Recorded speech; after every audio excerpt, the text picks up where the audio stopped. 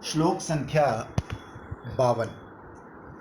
श्री कृष्ण के प्रबल चिन्ह समूह द्वारा जिसके अंतस के समस्त अन्य आवेश दूर हो गए हैं, जो अपार करुणा की सिंधु स्वरूपा हैं, जिसका दिव्य सौंदर्य मधुर लावण्य से सुललित है, जो सभी वेदों के लिए अलक्ष्य है, रस सागर सार है, वही कोई अनिर्वचनीय सुकुमार राधाख्य रतन जय युक्त हो रहा है। श्री राधा की दिव्य गुणावली। पिछले श्लोक की बात, श्री राधा रानी के नेत्र प्रांतों के संचालन से श्री कृष्ण वशीभूत हैं। समग्र विश्व को भी प्रेम रस में प्लावित करती है नेत्रों की माधुरी। स्फूर्ति के आस्वादन से श्रीपाद का चित्त विभोर है। स्फूर्ति के देवता अपार सौंदर्य माधुर्य में श्रीपाद का चित्त मन निमज्जित कर बाहर भीतर खेल रहे हैं। स्मरणनिष्ठ साधक जगत के विषय में मूक होकर नित्य ही इस अलौकिक माधुर्य का आस्वादन प्राप्त करता है अपने चिंतन में। इस रस का बिंदु मात्र आस्वादन होने पर विश्व में सब कुछ तुच्छ लगता है। अभी उसमें भी पढ़ रहे थे ना, ईश्वर का जरा सा भी अनुभव होने से समस्त कामनाएं अपने आप दूर हो जाती है, मन विषयों में जाता है। प्रेम भक्ति सुधा निधि ताहे डूब निरवधि आर जत क्षार निधि प्राय। ठाकुर महाशय। श्रीपाद की राधा निष्ठा कैसी अद्भुत है। राधा रानी के अतिरिक्त अन्यत्र कहीं भी मन नहीं। जिनके साथ नित्य संबंध है उनके प्रति ऐसा ममत्व तो हो गए। राधा पद सुधा रस साधक का भी परम अवलंबन है। दे देहिक आदि सब जाएगा, सब अनित्य है, किसके पास जाकर खड़ा होऊंगा। करुणा में श्री गुरुदेव ने मुझे राधा दासित्व का स्वरूप बता दिया है। अतः श्री राधा चरणों को छोड़ मेरे खड़े होने की और कोई जगह नहीं। अनन्य से भी ये होना चाहिए और नेत्रों के अवलोकन से भी होना चाहिए। हम चरणों के ऊपर ही मंत्र कर रहे हैं, चरणों के ऊपर ही मंत्र कर रहे हैं। और चरण चिन्ह तो है ही, सब चीज़ों के सार हैं। अंगुष्ठ है, उज्ज्वल रेखा है, रस है, तो है ही। लेकिन मुख्य बात यह है कि हम इन चरणों के दास ऐसे करके, इसको मैंने बताया कैसे। मैं और कुछ नहीं, चरणों चिन्ह के ऊपर मैं तेरी हूँ, मैं तेरी हूँ, मैं तेरी हूँ, ऐसा करो तो वही मंत्र हो जाए। चरण चिन्ह के ऊपर करना है, जैसे ये है ना, ऐसे इमेजिन करके कि ऐसे ये चरण है, ये उनके दिमाग एक जैसे है ना सब। तो मतलब इसके ऊपर भी आप फेरते रहो ना ये मंत्र से। कुछ नहीं और होता तो यही को मैं तेरी हूँ, तेरे पाँव पर लौट रही हूँ, कितने आसान काम है।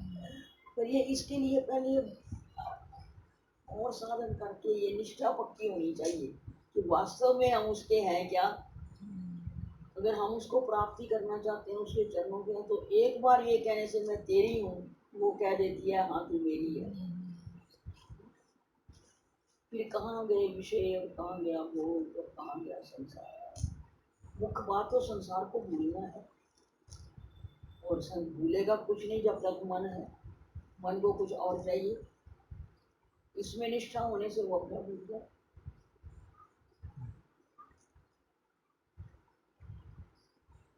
अनन्य राधा निष्ठ भक्त में ऐसा मनोभाव थोड़ा बहुत जगेगा ही। स्मरण जगेगा जब एक चीज को निश्चय कर लिया हमको ये होना। देखो साधारण भी निश्चय कर लो मेरे डॉक्टर बनना है, तो सारा वक्त डॉक्टरी में मन रहता है कि नहीं, सारा वक्त तो उसके लिए पढ़ते हैं कि नहीं पढ़ते। वहीं हॉस्टल में रहते हैं, हॉस्टल में रहते हैं, कितने कितने कष्ट पाते हैं, सारी सारी रात जागते हैं चाय बना बना के। तो जब हमारा लक्ष्य निर्धारित हो जाए फिर मन कहाँ जाए, क्यों जाए, जाए भी तो उसको समझाओ अब कहाँ जा रहा है, तो जाइए उसके पीछे जा।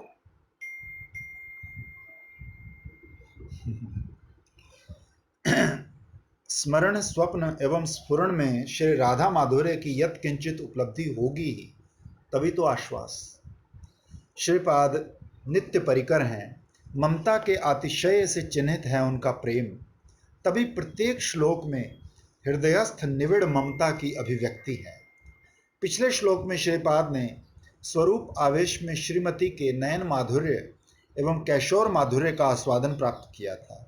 स्फूर्ति में विराम आने से हाहाकार मच गए। इस श्लोक में विरह आरतिपूर्ण चित्त में श्रीमती के गुण माधुर्य का स्फुरण हुआ है। श्रीपाद ने श्रीमती का वर्णन किया है नवरत्न के। मुख्य बात नाम का नंबर नहीं है, मुख्य बात यह है कि नाम के हमें साथ हमारे को अपने इष्ट का स्मरण कितना होगा, चाहे एक माला ना हो।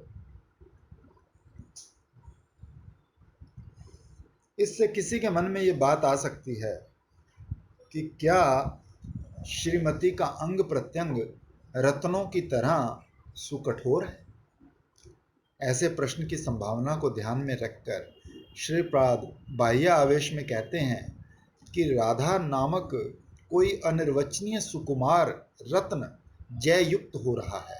वो उस राधा नामक रत्न को इस श्लोक में 5 विशेषणों से विशेषित कर रहे हैं कि अमंद कृष्ण प्रेम के चिन्ह से जिनके हृदय के समस्त निर्बंध या अन्य आवेश शिथिल हो गए हैं। अमंद का अर्थ है अति शुद्ध या तीव्र प्रेम। भगवत प्रेम सोपाधि एवं निरुपाधि भेद से 2 प्रकार का है। सोपाधि प्रेम में विमलता नहीं, इसलिए उसका आस्वादन भी विमलताहीन है, और जहाँ प्रेम निरुपाधि है वहाँ आस्वादन या रस भी विमल है। उस आस्वादन के अतिशय से प्रेम प्रेमी के श्री कृष्ण के अतिरिक्त अन्यत्र आवेश दूर हो जाते हैं। मतलब यहाँ कोई निरुपाधिक और सोपाधिक तो समझ लो। कृष्ण पाद पद्म गंध जई जन पाए, ब्रह्मलोक आदि सुख तारे नहीं भाए। ब्रज सुंदरियों में निरुपाधि या निर्मल प्रेम की चरमता है। उस प्रेम की उन्मादना का मतलब इसमें कोई ना कोई चाहना हो, निरुपाधि का मतलब कि कोई चाहना नहीं पाए प्रेम करने। उस प्रेम की उन्मादना में वो सब कुछ त्याग कर श्री कृष्ण भजन की परम सामर्थ्य प्राप्त करते हैं। श्री राधा ब्रज सुंदरियों की शिरोमणि स्वरूपा हैं, अतः उनमें निरुपाधि या सुनिर्मल प्रेम की पराकाष्ठा है। कांता प्रीति में 5 उपाधियां हैं: स्वसुख तात्पर्य, ऐश्वर्य ज्ञान, सौंदर्य आदि गुणों का अनुसंधान, पति आदि संबंधों का अनुसंधान, वो रमण और मैं रमणी, ये धारणा है। नाम है रमण ना तो रमण। श्री राधा के प्रेम में ये उपाधियां नहीं हैं, इसलिए उनमें श्री कृष्ण आवेश की और कृष्ण के अतिरिक्त अन्य आवेशों के त्याग की भी पराकाष्ठा है। श्रीमती दया पारम अर्थात अपार करुणा की सिंधु स्वरूपा हैं, जो आश्रित जनों पर अपार करुणा बरसाती रहती हैं। यहाँ तक कि अनाश्रित जनों पर भी उनकी अबाध करुणा राशि के बरसने की बात सुनी जाती है। इस प्रसंग में ब्रजधाम की एक सुप्रसिद्ध सत्य घटना का उल्लेख करते हैं। वो तो सब पर कृपा बरसाते हैं, लेकिन हम उस कृपा को संग्रह वही करता है जो चाहता है। तो कृपा बरसा रहे हैं लेकिन कोई लेता ही नहीं। पंजाब के एक स्त्रैण युवक को स्त्री वियोग होने पर स्त्री के विरह में उन्माद हो गया। तो एक दिन वो राधा रानी के मायके बरसाने में गहन रात के समय स्त्री के विरह में रोने लगा। किशोरी अली संप्रदाय है। उसकी स्त्री का नाम था किशोरी। तो हा किशोरी कहकर विलाप करते हुए स्त्री को पुकारने लगा, तो अपार दयावती श्रीमती राधा रानी उस क्रंदन को सुनकर ललिता से बोली, ललिते, ये जो परम भक्त आवेग के साथ मुझे पुकार रहा है उसे शीघ्र मेरे पास ले आओ। तो ललिता बोली, राधे, वो तुम्हारा भक्त नहीं है, वो तो नारकी है, स्त्री प्रेम में पागल है। उसकी स्त्री का नाम है किशोरी, इसलिए उसका नाम लेकर पुकार रहा है, तुम्हें नहीं बुला रहा। करुणामयी राधा रानी ने कहा, ललिते, सो तो मैं जानती हूँ, पर क्या करूं बताओ। ये पुकार सुनकर मेरा चित्त विगलित हुआ जा रहा है, मैं और स्थिर नहीं रह पा रही, कारण कि यहाँ तो सब मुझे ही किशोरी कहते हैं। इसलिए तुम उसे प्रेम देकर मेरी सखी बनाकर मेरे पास लो। इस दृष्टांत से श्रीमती की नारकी व्यक्ति के प्रति भी परम करुणा का संकेत मिलता है। एक नारकी व्यक्ति से लेकर दया सिंधु श्री गोविंद तक तभी श्रीमती के करुणा द्वार पर नित्य भिखारी हैं। श्री गोविंद भी नित्य ही उनके करुणा रस से सिंचित होकर अपने को धन्य मानते हैं। प्रेमिकों की करुणा सच्चिदानंद घन भगवान का नित्य काम्य है। ये शास्त्रों एवं महाजनों द्वारा अनुमोदित सिद्धांत है। श्रीमती राधा रानी में प्रेम परम महान है, अतः उनकी करुणा भी श्री कृष्ण को परम काम्य है। उन्होंने परम करुणामयी श्रीमती की कृपा दत्त उनकी भाव कांति लेकर ही इस विशेष कली में श्री गौरांग रूप में ब्रज की 3 अधूरी वांछाओं के आस्वाद का सौभाग्य प्राप्त किया और ब्रज के निगूढ़ भंडार में अपार करुणा सागर रूपणी श्रीमती की कितनी करुणा सुरक्षित थी, वो जगत जीवों को खोल कर दिखा दी। श्री राधा का भाव अंगीकार किए बिना वो इतने दयालु नहीं हो सकते। श्रीमती की दीनों को पावन करने वाली करुणा की जय हो। तीसरी बात, श्री राधा दिव्य सौंदर्य मधुर लावण्य द्वारा सुललित है। ये सौंदर्य विश्व के सौंदर्य जैसा नहीं, ये महाभाव से उत्पन्न सौंदर्य है। तभी छवि शब्द से पहले दिव्य का प्रयोग किया है। ये सौंदर्य दिव्य या चिन्मय है, इसलिए भाषा द्वारा वर्णन नहीं किया जा सकता। अनुभवी भक्तों को अनुभवगम्य और ध्यान में आस्वाद्य है। ये मधुर लावण्य से सुललित अथवा परम मनोहर है। लावण्य का अर्थ है कांति माला रह रहकर श्रीअंग से झरझर पड़ती है। ये मधुर लावण्य सार श्री गोविंद के लिए भी परम आस्वाद्य है। सखी मंजरियों के नयन मीन इस ललित लावण्य सिंधु में सतत तैरने का सुख भोगते रहते हैं। श्रवण कीर्तन चिंतन में श्री राधा का ये ललित लावण्य साधक भक्तों को भी नित्य आस्वाद्य है। फिर श्री राधा निखिल निगम शास्त्रों के लिए अतिशय दुर्लक्ष्य है। निगम शास्त्र अति विपुल हैं। उसके किसी अंश में कर्म, किसी में ज्ञान और योग, किसी में भक्ति की बात वर्णित है। तो परम रहस्य में अथवा निगूढ़ ब्रज भक्ति का तत्व निगम शास्त्र ने अति गुप्त रूप से हृदय संपुट में छिपा रखा है।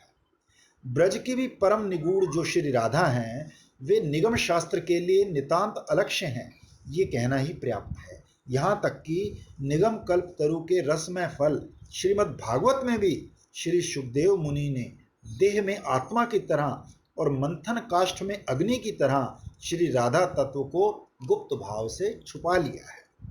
परम रहस्य में तत्व को इस प्रकार छिपाए हुए रखना अखिल निगम शास्त्र और महाजनों को प्रिय है।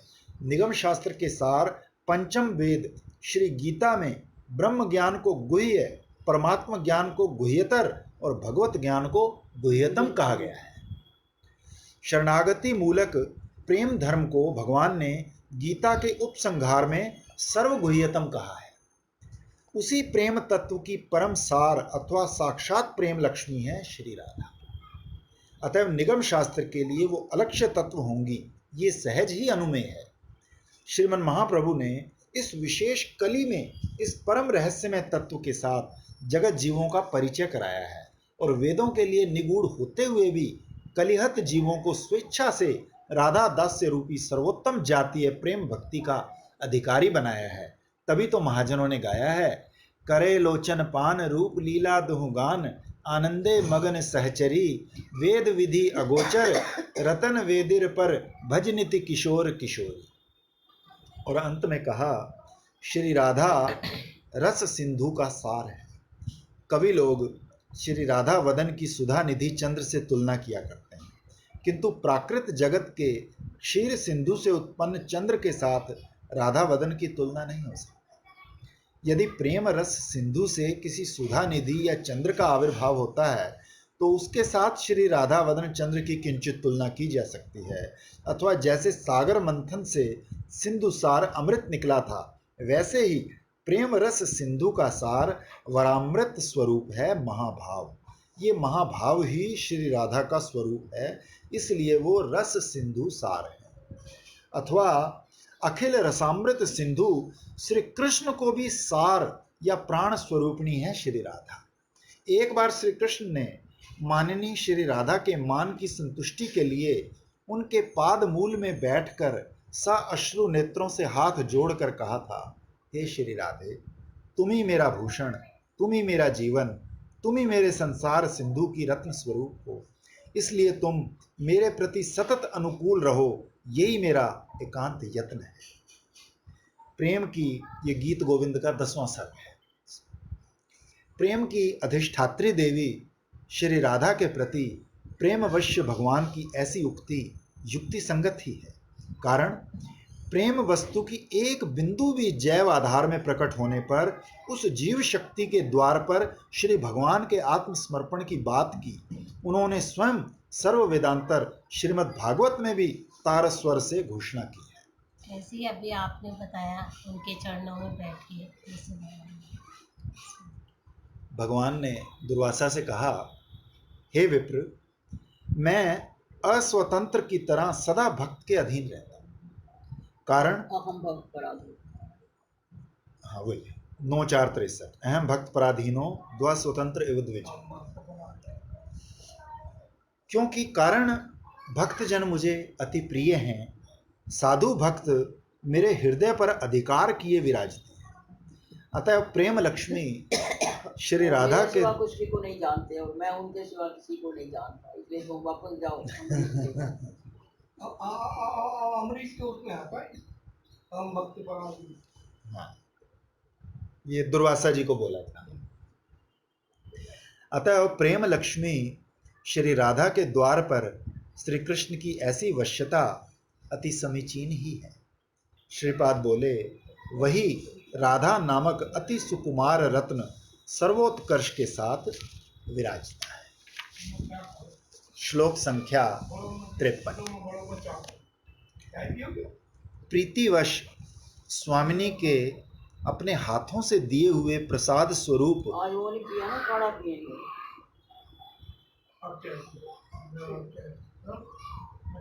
प्रीतिवश स्वामिनी के अपने हाथों से दिए प्रसाद स्वरूप पट्ट वस्त्र और कंचुकी धारण करने वाली नित्य पार्श्व स्थिता और उनकी विविध परिचारियाओं में रत चतुर सुकुमारी किशोरी के रूप में क्या मैं अपनी गणना करूंगी। स्वरूप का जागरण। दैन्य के उदय होने पर श्रीपाद स्वयं को अजात रति साधक ही समझ रहे हैं। साधक अवस्था में भी अति आस्वादन की अवस्था है। साधन भक्ति में भी प्रेम भक्ति का साजात्य रहता है। नित्य परिकरों में भी साधना के रसास्वादन की लिप्सा जगती है। भगवान भी चाहते हैं कि भक्त साधना का रसास्वादन करे। श्री लीला शुक से बोले, साधक आवेश में वृंदावन वास करने में क्या आनंद है, वो तुम्हें भोग कराऊंगा। साधक आवेश में अभिष्ट प्राप्ति के लिए उत्कंठा से श्रीपाद का चित्त विगलित है। सोच रहे हैं, जो श्री राधा निगम में भी अति गूढ़ है, उन्हें किस उपाय से पाऊंगा। फिर भी आशा नहीं छोड़ी जाती। आशा अमृत सिंधु है, अयोग्यता की स्फूर्ति से भी प्राणों को बचाए रखती है। मन में ये बात आती है, अवश्य पाऊंगा। तब प्रार्थना पर प्रार्थना चलती रहती है। वो अभिष्ट की करुणा की अर्गला खोल देती है।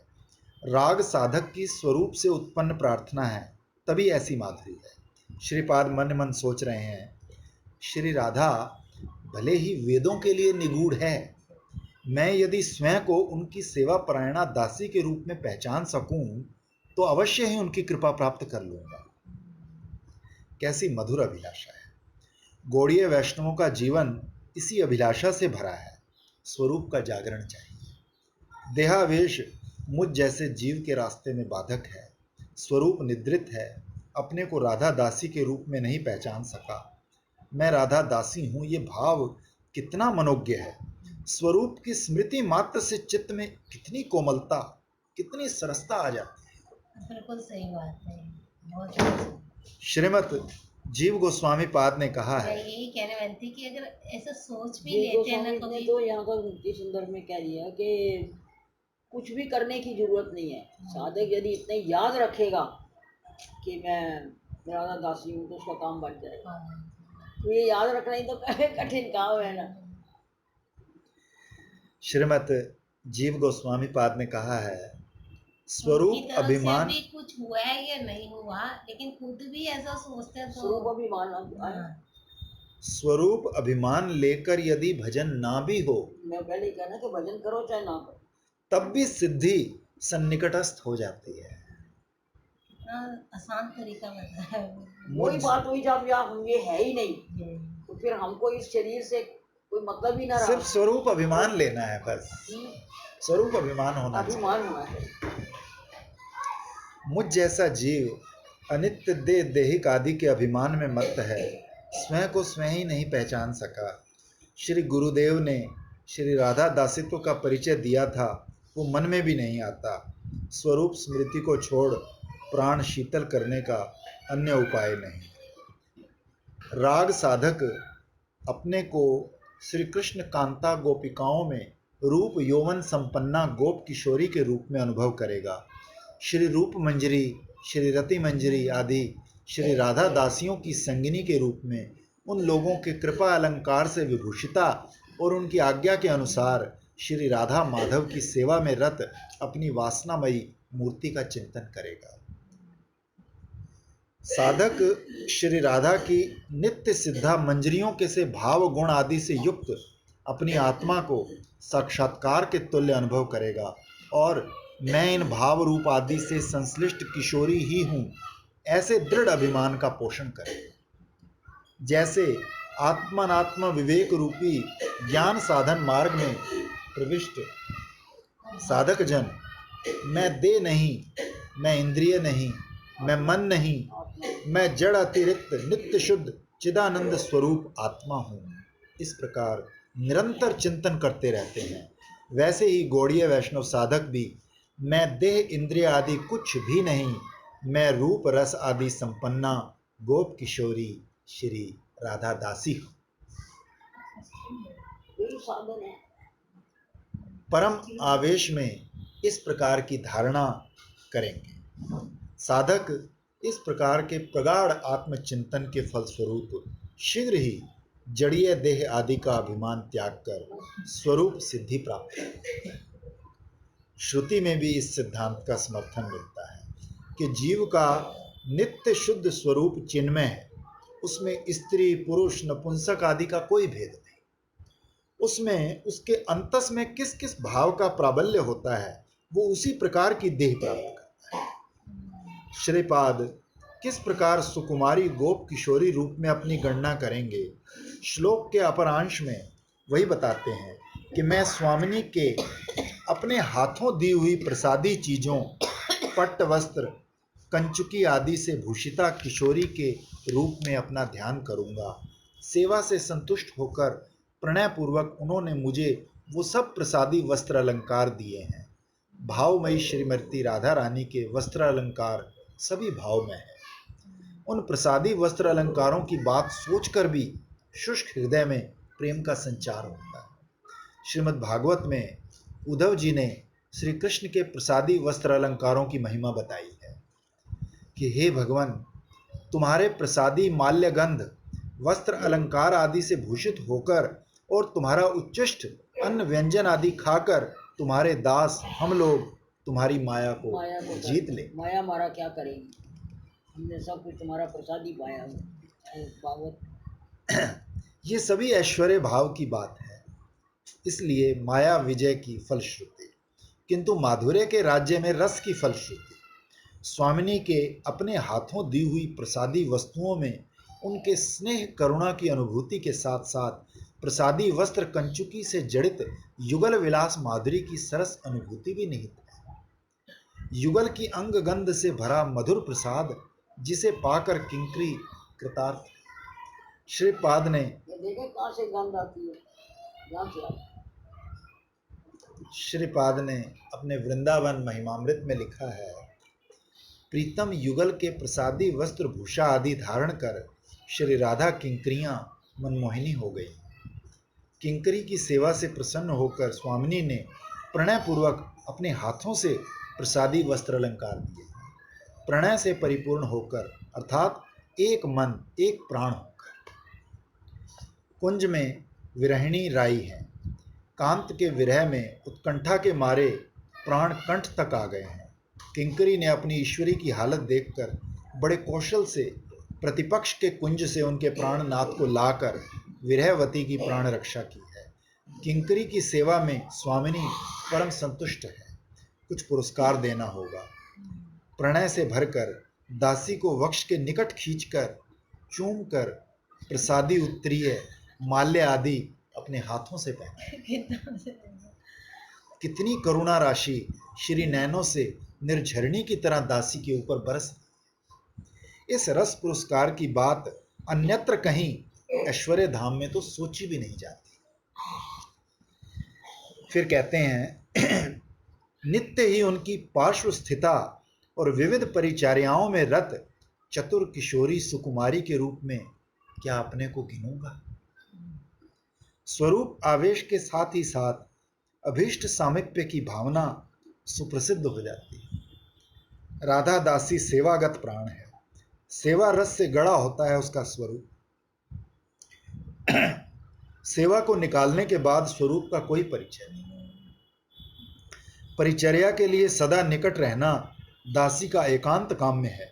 उपासना का अर्थ ही है निकट रहना, उप समीपे। स्वरूप चिंतन के साथ श्री युगल का सानिध्य, सेवा और युगल माधुरी का आस्वादन, ये सब अविच्छिन्न भाव से जुड़े हुए हैं। श्री ठाकुर महाशय के प्रार्थना पद में आता है कि हरि हरि और की ए मन दशा हव, छाड़िया पुरुष देह कवे व प्रकृति हव, दुह अंगे चंदन पराव, टानिया बांधिव चूड़ा, नव गुंजा हारे बेड़ा, नाना फूले गांथी दिव हार, पीत वसन अंगे परायव सखी संगे, वदने तांबुल दिव और, दुह रूप मनोहारी, हेरिव नयन भरी, नीलांबरे राई सजाइया, नवरत्न जरियानी, बांधिव विचित्र वेणी, ताहे दिव मालती गांथिया। किंकरियां सेवा प्राणा होने के कारण एक क्षण के लिए भी श्री राधा का चरण सानिध्य त्याग कर अन्यत्र नहीं रह सकते। श्रीपाद ने वृंदावन महिमामृत में लिखा है कि राधा दासियों के लिए क्षण भर का भी ईश्वरी चरण सानिध्य त्याग प्राणांतक हो जाता है। इसलिए वो अहर्निश श्रीमती के पदारविंद सानिध्य में ही उठती बैठती। और अधिक क्या कहूँ कि ईश्वरी जब लता ग्रह में प्राणकांत के साथ विलास करती हैं, तब भी वो प्रिय किंकरी को उसी विलास शैया पर वस्त्र आच्छादित अवस्था में रखती है। बताया है कई उसके नीचे रात को जरूर पड़ गई तो वहीं से निकल आते हैं। अर्थात ईश्वरी भी उनका विच्छेद सहन नहीं कर सकती। कितना निकटता है। श्री राधा किंकरी विविध युगल सेवा में परम सुदक्ष। श्री राधा रानी इनको स्वयं सेवा की विविध परिपाटी सिखाया करती है। तभी ये परिचर्या की अशेष कलाओं में परम अभिज्ञ होती हैं। ये सब स्वामिनी की कृपा से उनकी दृष्टि भंगिमा, वाक्य भंगिमा और हर प्रकार के संकेत समझ सकती हैं। यहाँ तक कि युगल के मन का पर्दा भी इनके आगे खुल जाता है। कुछ भी छुपा नहीं रहता, तभी सेवा मर्म की होती है। राधा दासियों की तरह और कोई भी मर्म की सेवा नहीं जानता। श्रीपाद कह रहे हैं, मैं इस प्रकार श्री राधा के किंकरी स्वरूप में स्वयं को कब देख पाऊंगा। श्री गुरु कृपा से जिस राधा दासित्व स्वरूप का परिचय प्राप्त किया है, देह में आत्मबुद्धि रूप माया दास से त्याग कर उस स्वरूप में पूर्ण अभिमान कब ला पाऊंगा। गौड़ीय वैष्णवों का मूल लक्ष्य है राधा दासी बनना। ध्रुव तारे की तरह साधक की दृष्टि इसी लक्ष्य पर सतत स्थिर रहेगी। राधा रानी के प्रति जिसके प्राणों में आकर्षण पैदा हो गया, वो परम भाग्यवान है। ब्रज में रहते हुए रसिक भक्तों के साथ लीला रस सेवन का कर साधक स्वयं को राधा दासी के रूप में पहचान सकेगा। तभी ठाकुर महाशय ने कहा है, रसिक भगत संगे रहिव पीरिति रंगे, ब्रजपुरे वसती करिया। कितना जैसे ऐसे लगता है पूरी गाढ़, इतनी गाढ़ चीज है ये रस ना, इतना गाढ़ा रस है? ऐसे होता है कि बड़ा इतना जबरदस्त, क्या क्या उसमें विश्वास हो जाना ये सबसे पहली सीढ़ी है। गुरुजी, आप सुगंध की बात कर रहे थे, आप अभी सुगंध की बात कर रहे थे मधुमती से, तो जो प्रसादी ड्रेस पहनते हैं उसमें से सुगंध आती है? सभी में आती है। वस्त्रों में भी आती है, माला में भी आती है, झोली में भी आती है, किसी में भी आती है। तो मुझे लगा शायद इतना गाढ़ लिखा है, इतना गाढ़ वर्णन है। आज तो बहुत ही दीदी हम ना आज तो बहुत ही इसको इसको मैं पढ़ कहती के एक से एक श्लोक इसको पढ़ के ही ऐसा लगता है कि कुछ अंदर से कुछ हो रहा है। बहुत इतना बहुत फ्लो कितना अच्छा है, भी साक्षात लिखने देखी का हुई, फ्लो कितना अच्छा है, साक्षात लीला उनकी देखी हुई वो चीज आ रही है। पढ़कर है जो भगवान श्लोक संख्या उसको पहले निश्चय होना, फिर उतना ही साधक होना, वैराग्य होना, और फिर उसको पहुँचाना। बाकी हमारे गुरु जी तो कहते थे कि गुरु ने जब स्वरूप दे दिया तो विश्वास रखो कि उर्मिला ये छूटा और वो मिला, बस। क्या बात है, सच में इस तरह से जब सुनते हैं अपना, आपने कहा ना कि अभिमान होना चाहिए अपने मैं जब कहती ना कि सप्तावरण पार होएंगे तब स्वरूप आएगा, वो कहते कितना टाइम लगता है, कहते सुई लिया तो सुई लाती, तो कहते फूल लिया, फूल ले आती, तो यूं करते उसको कितना टाइम मिला है कि 10 आवरण पार कर गई थी। ऐसे ही जब स्वरूप आता है तो ऐसे ही आता है। ये जैसे पढ़ रहे हैं अब हम, और जैसे अभी आप भी बैठे हो, सब हम बैठे हैं, मुझे लगता है यही सबसे बड़ा आनंद है।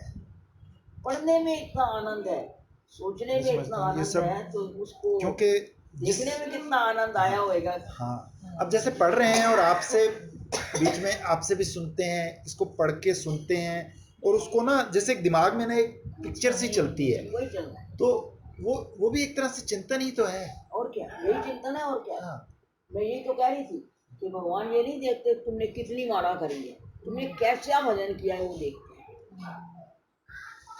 अब वो तुमने उनका 200 माला कर ली और मन तो कलकत्ते बम्बई में हाँ। घूम आया, तो वो उसका क्या फायदा? व्हाट्सएप पे ना गिरिराज जी का एक आया था, कोटेशन आई थी गिरिराज जी की कल के परसों की, आप बाहरी साधन जो करते हैं ना वो तो साधन है ना, जो मन से कर रहे वो भजन है, जैसे आपने जब तक मन का सहयोग नहीं है तब तक वो भजन क्या होगा।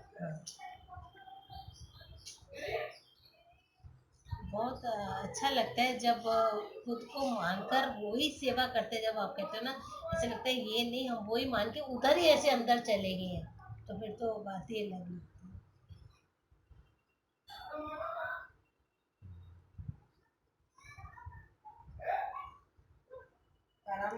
ये लिखा है दीदी, कह रहे हैं साधन और भजन में अंतर।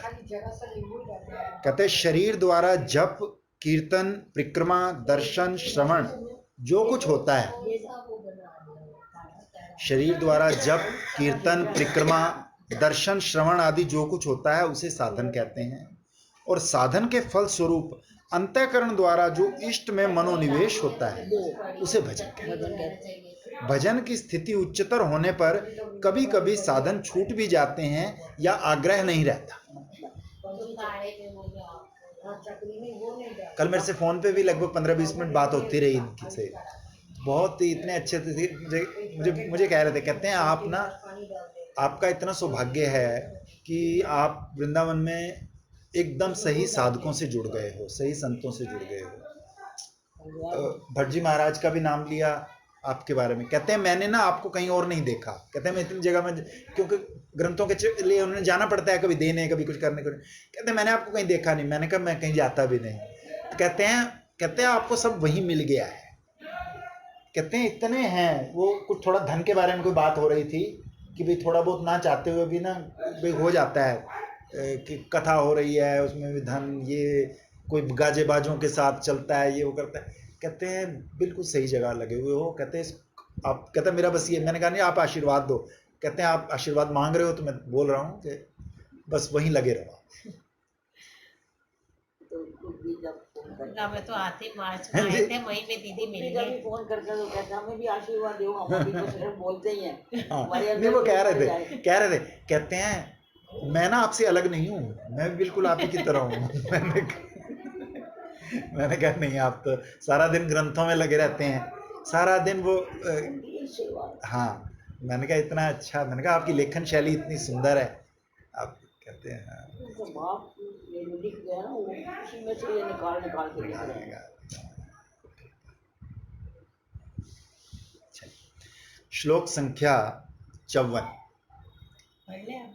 अहो हे श्री राधे, मैं तुम्हारे केश पाश को नखों से अलग करते हुए, कभी स्वर्ण कल साकार स्तन मंडलों से भीगी कंचुकी उतारते हुए, कभी तुम्हारे श्री चरणों में मणि मंजिर पहनाते हुए तुम्हारी सुपरिचारिका कब बन। श्री राधा की सुपरिचर्या। श्रीपाद के राधा दासित्व ने अन्य सब आवेशों को कवलित कर लिया है। अनन्य भाव ग्राह्य राधा दास्य के सौंदर्य माधुर्य की अनुभूति अति निरुपम है। अन्य आवेश दूर कर सेवा रस का आवेश चित्त को सुवासित करेगा ही। सतत साक्षात सेवा प्राप्ति की उत्कंठा अंतस में उमड़ने लगेगी।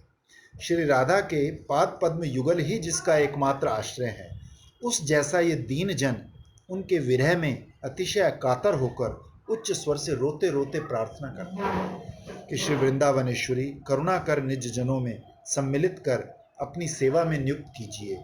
सेवा रस के माध्यम से श्री युगल के रूप गुण लीला माधुर्य का अति आश्चर्य में आस्वादन मंजरी भाव से ही संभव होता है। अनुभवी लोग कहते हैं, रस का आस्वादन भाव में और भाव की अभिव्यक्ति रस में। अखिल रसामृत मूर्ति श्री कृष्ण और अखंड महाभाव की मूर्ति श्री राधा। इस अखंड रस और भाव का पारस्परिक उच्छलन में आस्वादन अत्यंत आश्चर्यजनक है। सेवा रस के माध्यम से किंकरी उसे प्राप्त कर धन्य है।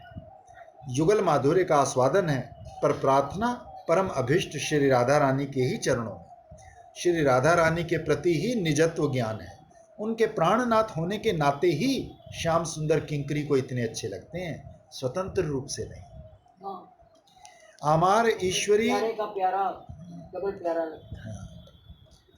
आमार ईश्वरी हन वृंदावनेश्वरी, तार प्राणनाथ बलि भजी गिरिधारी। यही उनके श्री कृष्ण भजन का मूल मंत्र है। श्रीपाद द्वारा प्रदर्शित पथ ही युगल उपासकों के लिए प्रशस्ति पथ है। अन्य प्रतीक्षाहीन अनन्य भजन केवल कहाँ हो राधा रानी, राधा रानी के चरणों में ही है उनका भजन। पिछले श्लोक में साधक आवेश में श्रीपाद ने श्री राधा के हाथों दी हुई प्रसादी से भूषित होकर सुकुमारी किशोरी के रूप में श्री राधा सेवा करने के लिए प्रार्थना की है। प्रार्थना की तरंगों में तैरता श्रीपाद का चित्त मन लीला राज्य में चला गया है। श्रीमती की कृपा से एक मधुर लीला का स्फुरण हुआ है कि कुंज में युगल का निविड़ विलास है। ऐसा लगता है जैसे स्फुरण हुआ है, ऐसा लगता है कि हमें भी अपने साथ लेके चल रहे हैं। हाँ, हम साथ ही तो हो जाते हैं। अगर हमको ना पहुंचना होता तो यहाँ तक क्यों पहुंचते? ऐसे गुरु के पास क्यों पहुंचते जिसने तुरंत ही एक स्वरूप भी दे दिया, ये भी दे दिया, वो भी दे दिया। तो तुम लोग तो फिर भी दो चार के पास होते ही पहुंचे हो यहाँ। हाँ, बिल्कुल। तो हम तो योग मार्ग छोड़ा और आते ही तीसरे सीधे यहीं आ गए। सब कुछ दे दिया। सच है, सच। नहीं, फिर भी दीदी हमारा भी बहुत सौभाग्य है। 3-4 के बाद भी हम आ तो गए। आ तो गया। हाँ, हम भी टाइम से ही आ गए। लोग हमें अभी भी कहते हैं कि 50 से पहले अगर आ गए तो समझ लो यंग अवस्था में ही आ गए, भक्ति मार्ग के हिसाब से। हाँ, तो दीदी हमारे ऊपर तो 34 है मेरा जन्मदिन, तो 84 में मैं भी हूँ। हाँ, तो हम तो उस हिसाब से देखें तो दीदी अभी मेरे 49 अब कंप्लीट, 49 मेरा अब कंप्लीट हुआ है और 5 साल हमें वृंदावन में कंप्लीट हो चुके। पंचवर्षीय। हाँ, तो जैसे मैंने कहा इस बार इस्कॉन में रहे और नाम करते रहे, हाँ, हम योग मार्ग में रहे और करते रहे, बात एक ही। इस 24 तारीख को तो विपन आएगा सवेरे? हाँ, वो आ जाएंगे 9:30 नहीं, मैं तो नहीं आ पाएगी सवेरे क्योंकि वामन आ जाएगा, कुछ ऐसे है। वामन आएगा। हाँ, देखेंगे। ये तो अगर पक्का आएंगे। को नहीं देखना अभिषेक खास, नहीं, वो तो गुरु स्थान है। वही कह रही हूँ, वो मानता है, उसको गुरु स्थान मानता है, तो आए तो ठीक है, नहीं तो मैं